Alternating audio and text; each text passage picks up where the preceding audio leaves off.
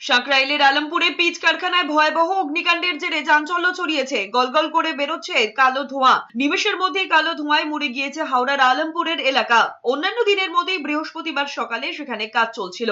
আচমকা ধোঁয়া দেখতে পান স্থানীয়রা। এরপরই নজরে আসে কারখানার ভিতরের লেলিহান শিখা। তড়িঘড়ি খবর দেওয়া হয় থানা এবং দমকলে। প্রথমে ঘটনাস্থলে যায় একটি ইঞ্জিন। আগুনের তীব্রতায় বাড়ানো হয় ইঞ্জিনের সংখ্যা। আগুন নেভানোর কাজ চালাচ্ছে 4টি ইঞ্জিন। তবে রীতিমতো বেগ পেতে হচ্ছে দমকল আধিকারিকদের। ঠিক কি কারণে আগুন লাগলো তা জানা যায়নি। কাজের দিন হওয়ায় কারখানায় কেউ আটকে রয়েছে কিনা সে নিয়ে উদ্বেগ প্রকাশ করেছেন স্থানীয়দের একাংশ। তবে প্রাথমিকভাবে শর্ট সার্কিটের তত্ত্ব উড়িয়ে দিতে পারছেন না দমকলের কর্মীরা। এই অগ্নিকাণ্ডের ঘটনায় প্রবল আতঙ্কে এলাকার বাসিন্দারা। দীর্ঘক্ষণ পর পিচ কারখানার আগুন নিয়ন্ত্রণে আসে।